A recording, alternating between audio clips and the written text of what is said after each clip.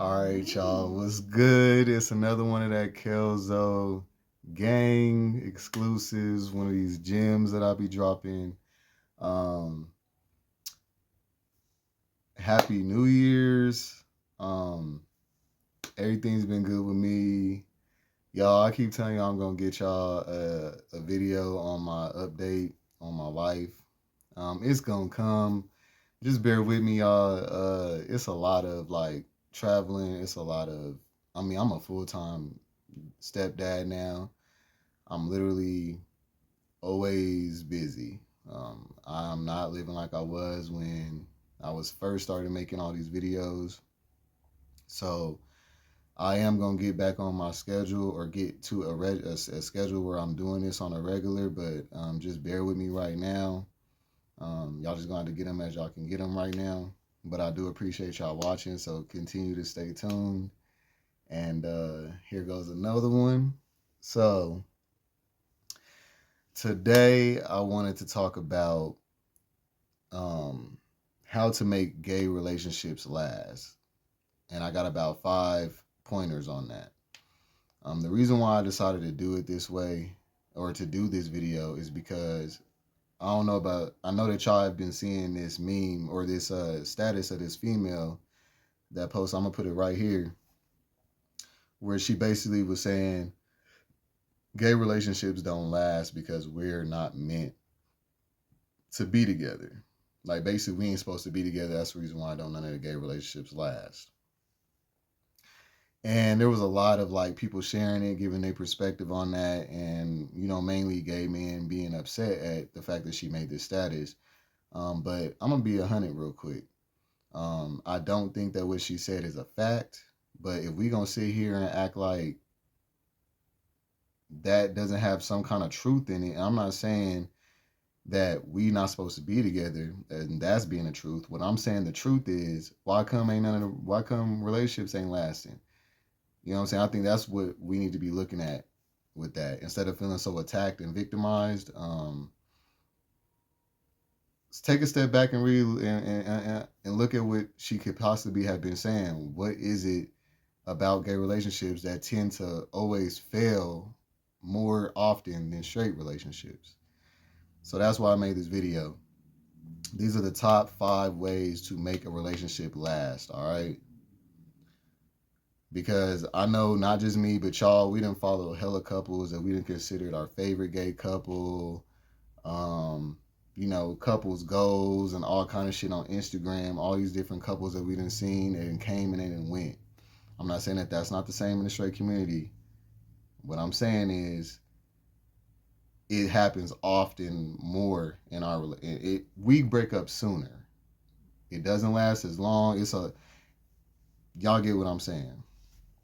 So here we go, right into it.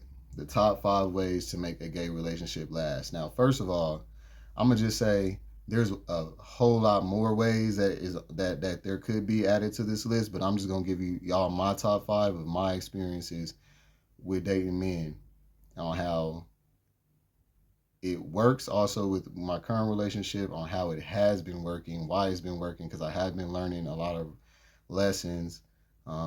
So just to jump right into it. So we're gonna go off with number 1. So the first one is acknowledge that all gay black men, especially, have some kind of obstacle to overcome. Meaning, we need to stop looking for this perfect guy. You need to understand that, especially in the gay black community, that's under a lot of suppression. There's a lot of factors that come along with just being black. There's a lot of problems that come along with being gay, and when you put them together, now you got basically what I'm saying is you need to be empathetic and sympathetic to another man and what he could have went through before you, not just in relationships, but with his family, and deep rooted stuff is what I'm talking about. Deep rooted shit. I'm not talking about that surface shit, not just that also, but mainly the deep rooted stuff. Meaning basically, don't be empathetic and sympathetic to the fact that a lot of the reactions that you're getting has nothing to do with you. These are things that have been instilled in them prior to you. things that they have problems with. Basically, what I'm saying is we need to be a little bit more empathetic and understanding to each other's problems. I feel like with social media and just us as people, um, being very dismissive and very, oh, on to the next one, because you not accepting the fact that you're going to keep going on to the next one because nobody's about to be perfect. I think that a lot of gay men are looking for like this perfect dude, but no one's going to be perfect. There is a such thing as perfect for you, and we'll get into that later. But basically, what I'm saying is we need to up our ante on our emotional intelligence so that we can be more receptive partners, because everybody's gonna have problems. Quit trying to run from one dude to the next one thinking that no, that you're gonna find one that's not gonna give you no problem, because they all gonna have something that you're gonna have to deal with. So that's the first one. Just acknowledge that all gay black men got some problems, including yourself. All right. Now, number two, both partners need to swallow pride and ego. Um, the reason why I put this on here is because a lot of the time in my personal experiences, I have seen, um, even when I would submit, they would not want to, and they would think that it would be either one person submits mostly and the other one's dominant mostly. This is a straight norm. We are gay, or we're in a gay relationship, meaning if you're in a same sex relationship, male on male, female on female, you need to understand that that shit goes out the door. You cannot base your relationship on heterosexual norms when y'all is both the same sex. If y'all two girls, y'all not both gonna be submissive all the time. There's always gonna be somebody who's gonna be dominant more. But what I'm trying to tell you is both parties will work better if they both submit and dominate. Meaning knowing when to submit and knowing when to be aggressive or dominant. You have to give and take. It cannot be you're the only one dominant while your partner is the only one submitting. It needs to be a give and take. Even in straight relationships, they are giving and taking. Regardless what y'all want to think, these niggas be acting hard and these niggas be submitting to these bitches when they behind closed doors. Trust me. All right. A lot of females in my family wear the pants in their relationship. So it's not about the sex thing. It's not about I'm the top, you're the bottom, you need to submit to me all the time. No. Tops need to submit. Bottoms need to also step up and be a little bit more uh, dominant and leading and as well. I'm sure tops don't want to be the only ones leading either. Well, we both men, we both equal. That means I submit, you assert, I assert. Period. All right. So now number three, both have to want the relationship for the genuine reasons, for the right reasons, is what I'm trying to say. If one person or both people are doing this shit for clout, for how it's gonna look on social media, for just to be not be bored or some shit, that's not gonna work either. You're gonna be in that same revolving door. You're gonna have a nigga for a few months and then you're on to the next one because you don't have a real agenda with this. You're just playing around and playing the field. If you're just going with the flow and you don't know what you want to do, well, that's another reason why they're not lasting, because a bunch of confused, childish motherfuckers is not gonna do nothing. Y'all need to know exactly what y'all's goals are, and y'all's goals need to be, when it comes to the family aspect and being in a relationship, those need to align. Um, Not everything needs to be agreed upon, but y'all do need to agree on how y'all want y'all's family and how y'all want y'all's life to look like. Because if y'all not on the same page with what y'all want to do, then y'all might as well go ahead and cut that time off so y'all don't waste no more of y'all's time. You know what I'm saying? So that's the reason why this is on there, because that's one of the main ones. But I figured it might as well be put on there because it's one of the most common as well. All right, and so now moving down to number four, you cannot have a no tolerance policy, y'all. I know that this kind of goes to the first one, but I'm going to tap on it a little bit more. When I say a no tolerance policy has to be out the door, is because I'll put it this way. I'll use an example. About a year ago, I had a no tolerance policy and I was under trying to figure out why was I still single. Like, I know a lot of guys, They be wondering why they still single, why they ain't found nobody. Well, I'm sorry to break it to y'all, but I've learned this the hard way, and this is a hard pill to swallow, y'all. Um, if you're gonna not deal with nothing, like if you're gonna tell yourself, I'm not dealing with nobody's shit, this is all about me, this season is about me, well, you're gonna be single by default, okay? Because if you're, and I'm not saying don't have your standards and what you are gonna put up with and what you're not. What I'm saying is know what your deal breakers are and stick to those, but you need to give leeway in other areas, because with a no tolerance policy, you're gonna end up single by default because you don't have no patience. You're not tolerating shit, which means you're not gonna be able to join with anyone. Joining in a partnership, it takes a lot of vulnerability and patience and shit. So if you're not willing to do any of that, well, you're gonna be single anyways. Um, I have a best friend that lives in Florida.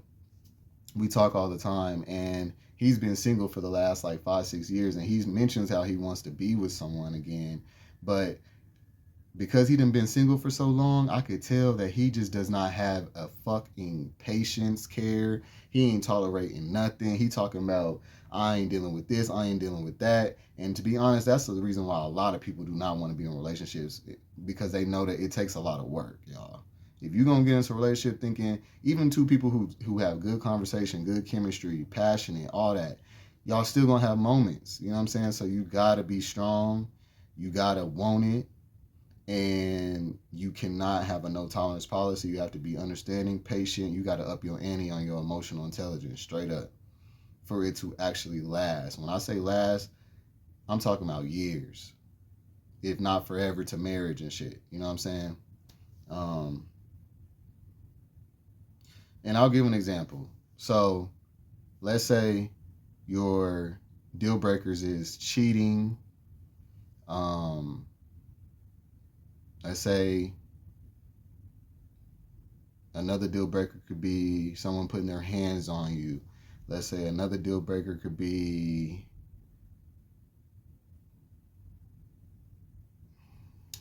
they broke. Something like this, okay? What I mean is, y'all, you're gonna have to choose about 2 or 3 of those and stick to those, because you can't have a long list. If you got a long list, then you're gonna have to start uh picking it apart. Like, okay, if he's broke, now that was a deal breaker. But you know what?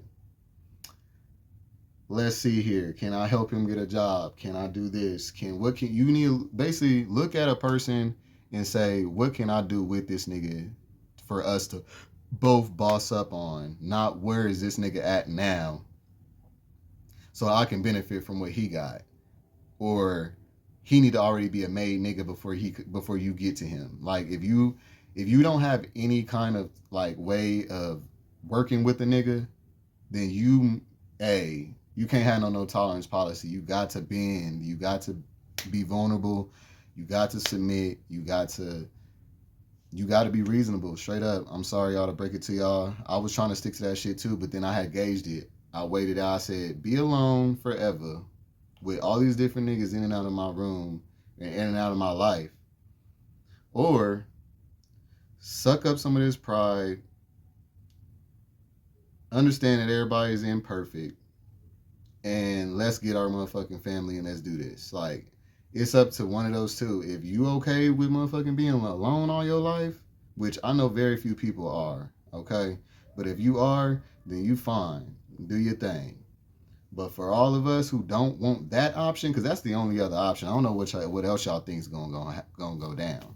You're not gonna be no polyamorous shit. I'm not about to play these games. That shit'll last about a year, if even that. It'll last a few months, and then y'all still can cheat. What's the fucking point of being in a polyamorous relationship if y'all can still cheat on each other? So it's what I'm saying is, even them people bending, y'all. Everybody that you know in a relationship long term has done something or accepted something or had to forgive somebody for some shit that they did not like. All right. And I'm not saying be one of these dumbass motherfuckers, you know what I'm saying? But I'm just saying, you got to be able to bend a little bit. All right. Now, moving to number 5, the impulsive breakups have to stop, y'all. Um, I've encountered this in every, when we gonna get real, in every dude that I've ever dated, if it ended toxically. I don't know many gay relationships that end in a healthy way, and I also don't know any who, well, in my experience, majority of the time, it's about pride and shit, or somebody had bad intentions. They was never genuine from the jump. But most of the time, it's this pride shit. Y'all both got pride. Y'all both going back and forth. Y'all both bumping heads, and y'all both want to stick to y'all's guns. So a lot of people have adapted this. I'm gonna hurt you before you hurt me, or I'm gonna cut you off and cut this off and break up with you to make my ego feel better and make me feel justified or whatever with the expense of you. And it's a lot of selfish shit. You know what I'm saying? It's a lot of just not being patient and allowing not allowing yourself to have some time, you know what I'm saying, to go on without jumping straight into get the fuck out or I'm breaking up with you. We need to learn how to have arguments without breaking up. Like just strictly just argue, have a conversation, resolve it, and move on. I know that people do argue and they go back and forth, but what I'm saying is that whenever it ends, it typically ends on a immediate impulsive decision of a breakup. That's what I've noticed most of the time. So we gotta stop this flight or fight mentality. It's either you do what the fuck I want or I'm gone, or you do what the fuck I want, and you know what I'm saying, I'm gonna fight you to the end, and then we just gonna break up. Like people need to level themselves and understand that we all gonna make mistakes. It's best to communicate through because even if y'all break up like that, y'all still need closure. Even if you break up immediately and you cut somebody off without speaking to them, like you ghost somebody or something, you still need closure. So it's best to do it sooner than later because as time goes on, now they're affecting other people, they're affected, you're affected. It just nobody wins on an impulsive breakup. Straight up. All right. And then so number 6, it really wasn't on the list, but I just thought about it and I thought, okay, I'll add it as a bonus. So number 6 is just keep a small social circle. The reason why I say this for gay relationships is because it's not about how confident y'all are with each other. Y'all get yourselves around too many of the wrong motherfuckers, and they will try to come in between y'all's relationship, and they are a strong force, and they can. Even if y'all are really solid, y'all think y'all can go and be around all them gay people and them parties and at them kickbacks, and man, I know it sounds good. I wish I could do it too. I hate that I have to think like this. I feel like we should all be able to, mingle and kick it like, but hey, this is just not the truth because the difference between this and the straight community is with straight people, you only got to worry about the opposite sex. When in this community, you got to worry about everybody. And I'm not talking about females. I'm talking about if y'all a group of gay dudes and y'all all at the club and everybody's gay, you gotta worry about everybody in that motherfucker, not just half of the people. Like straight dudes, they only gotta worry about the dudes. You know what I'm saying? Then on top of that, it's the messiness with them being miserable. They try to tear you down, break y'all up, try to holler at both of y'all or one of y'all, see who's gonna go. It just becomes messy and it could be very draining and add drama to your life as a in a relationship. So I think that for gay relationships, I just think it's best that not necessarily like solitude yourselves away from the community or from everybody. I'm not saying that. I'm saying have a tight knit group of friendships on both ends. Y'all can share friends as well and deal with y'all's family. You know what I'm saying? Deal with the more solid relationships. I wouldn't recommend going out trying to meet new people. None of that. You know what I'm saying? Hey, teach his own, but this is just my top. You know what I'm saying? This is my reasons. This is my how to make a gay relationship last. So different strokes for different folks. But yeah, that's just all I wanted to add on there for y'all because yeah, it's facts. It is a little bit different, and yeah, I just wanted to add this on here from my learning experience. So fuck with your boy, y'all, and like, comment, subscribe, and I will see y'all on the next one. Peace.